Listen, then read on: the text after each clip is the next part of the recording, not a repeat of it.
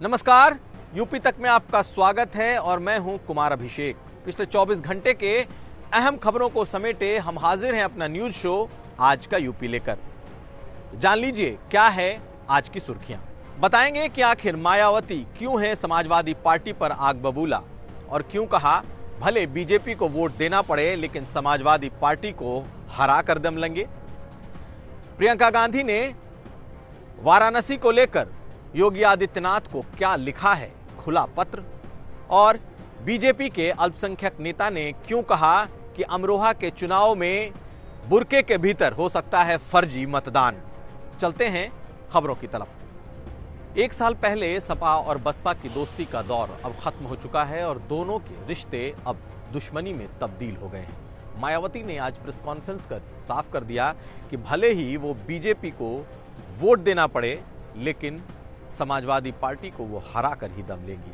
मायावती ने यह भी कह डाला कि गेस्ट हाउस कांड के मुकदमे को वापस लेना उनकी एक बड़ी गलती थी। बता दें कि अब इन दोनों पार्टियों के बीच दुश्मनी का ये एक नया दौर, एक नया अध्याय दिखाई दे रहा है। लेकिन एक बड़ी बात साफ हो गई है कि जो बात विपक्ष के नेता लगातार कह रहे थे कि कहीं ना कहीं मायावती और बीजेपी के बीच कोई अनकहा अनसुना संबंध है, इस घटना ने उसे उजागर कर दिया और समाजवादी पार्टी और खासकर अखिलेश यादव को यह बिल्कुल सूट कर रहा है कि अब मायावती खुलकर बीजेपी के साथ आ गई हैं। जैसे ही मायावती ने यह कहा कि वो बीजेपी को वोट कर सकती हैं, सियासी दल मायावती के खिलाफ कूद पड़े। कांग्रेस, समाजवादी पार्टी और आम आदमी पार्टी तीनों ने मायावती को बीजेपी की बी टीम करार दिया। यहां तक कि प्रियंका गांधी ने भी ट्वीट कर कहा कि जो होना था सो हो गया, अब सब कुछ सामने है। यानी कि इस पूरे घटनाक्रम में बसपा को बीजेपी के करीब दिखाना था और विपक्षी दलों का आज का ये आरोप साफ दिखाता है कि वो मायावती के इस प्रेस कॉन्फ्रेंस के बाद सियासी तौर पर बेहद ही खुश हैं। चलते हैं अगली खबर की तरफ। प्रियंका गांधी ने मुख्यमंत्री योगी आदित्यनाथ को एक खुला खत लिखा है। यह खुला खत प्रधानमंत्री मोदी के लोकसभा क्षेत्र वाराणसी के बुनकरों के हड़ताल को लेकर है। बुनकर बिजली दरों में सरकार से रियायत चाहते हैं और चाहते हैं कि उन्हें पहले की तरह ही सस्ती बिजली मिलती रहे। हालांकि सरकार ने अगस्त तक का उनका बिजली का बिल माफ किया है, लेकिन अब वो पिछली दरों पर ही बिजली चाहते हैं और इसे लेकर पिछले 2 हफ्ते से बुनकर हड़ताल पर हैं, उनके लूम बंद पड़े हैं। ये मामला सिर्फ और सिर्फ वाराणसी का ही नहीं है, बल्कि पूरे उत्तर प्रदेश में ये आंदोलन फैल रहा है, क्योंकि बुनकर चाहते हैं कि उन्हें भी किसानों की तरह ही सस्ती और सब्सिडी के तौर पर बिजली दी जाए। लेकिन सरकार ने साफ कहा है कि वो एक रेट तय कर सकती है, लेकिन ये रेट सब्सिडाइज्ड नहीं होगा। फिलहाल तमाम लूम के कारखाने इस वक्त बंद हैं और वाराणसी, जो कि बनारस की साड़ियों के लिए मशहूर है, वो इस वक्त ठप पड़ा है और जितने वर्कर और जितने वाराणसी के जितने लूम के कार्यकर्ता कारीगर हैं, सभी इस वक्त हड़ताल पर हैं। अब देखना यह है कि प्रियंका गांधी के इस पत्र के बाद कोई हल निकलता है या महज राजनीति ही होती है। चलते हैं अगली खबर की तरफ। कांग्रेस पार्टी को आज एक बड़ा झटका लगा।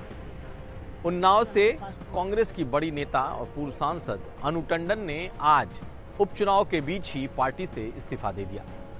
सोनिया गांधी को लिखे पत्र में उन्होंने अपने संबंधों का हवाला दिया, कांग्रेस में काम करने के लिए आभार जताया, लेकिन साफ तौर पर यह कहकर इस्तीफा दे दिया कि उन्हें पूरे कांग्रेस की तरफ से इग्नोर किया जा रहा है। अनु टंडन कांग्रेस की एक बड़ी नेता हैं, लेकिन पिछले कुछ समय से पार्टी से नाराज चल रही थी। उन्नाव में अनु टंडन का एक अपना अस्तित्व माना जाता है और इस वक्त कांग्रेस के लिए वो एक बड़ा झटका साबित हो सकती है। चलते हैं अगली खबर की तरफ। उपचुनाव में एक बार फिर से बुरके के भीतर फर्जी मतदान का मामला उठने लगा है। बीजेपी के अल्पसंख्यक मोर्चे के उपाध्यक्ष आफ्ताब ने इस मुद्दे को उठाया है और फिर कहा है कि इस बात की जांच होनी चाहिए कि बुर्के के भीतर कहीं कोई फर्जी मतदान तो नहीं हो रहा। आपको बता दें कि अमरोहा के नौगांव में उपचुनाव होने हैं। हालांकि 7 सीटों पर उपचुनाव होने हैं, लेकिन अमरोहा के ही रहने वाले बीजेपी के इस अल्पसंख्यक नेता ने इस मसले को एक बार फिर उठाया है। 2019 के आम चुनाव में भी बुर्के के भीतर फर्जी मतदान की चर्चा उठी थी और उस पर बयानबाजी भी हुई थी।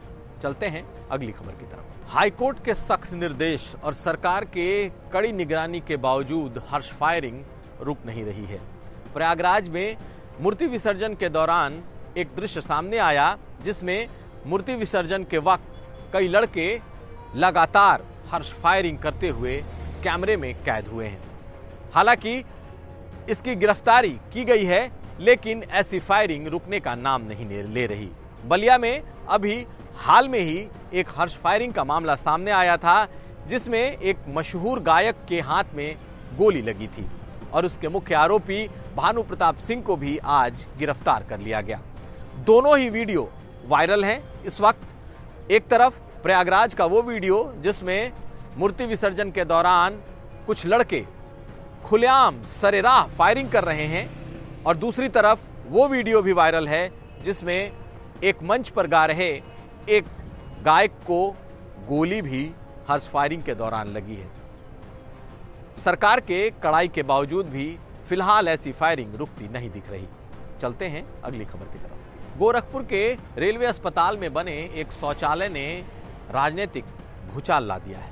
समाजवादी पार्टी शौचालय के इस रंग को देखकर आग बबूला है।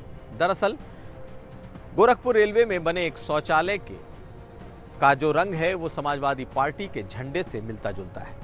जो टाइल्स उस शौचालय में इस्तेमाल किया गया है उसमें लाल रंग की टाइल्स पूरे शौचालय में लगाई गई है, जबकि नीचे की टाइल्स हरे रंग की, और ये देखने में पूरी तरीके से समाजवादी पार्टी के झंडे से मिलता जुलता है। जैसे ही इसका वीडियो और इसकी तस्वीरें सामने आई, समाजवादी पार्टी के नेताओं ने इस पर सरकार को कटघरे में खड़ा करना शुरू कर दिया। समाजवादी पार्टी के प्रवक्ताओं ने कहा कि ये सरकार की मानसिकता को दर्शाता है कि वो आखिर अपने विरोधियों के बारे में कैसी सोच रखते हैं। देखना यह है कि इस पर रेलवे या फिर सरकार की तरफ से क्या जवाब आता है। चलते हैं अगली खबर की तरफ। पिछले 24 घंटे के तमाम अहम खबरों को समेटे ये था हमारा स्पेशल न्यूज बुलेटिन आज का यूपी। हम फिर हाजिर होंगे, तब तक आप देखते रहिए यूपी तक।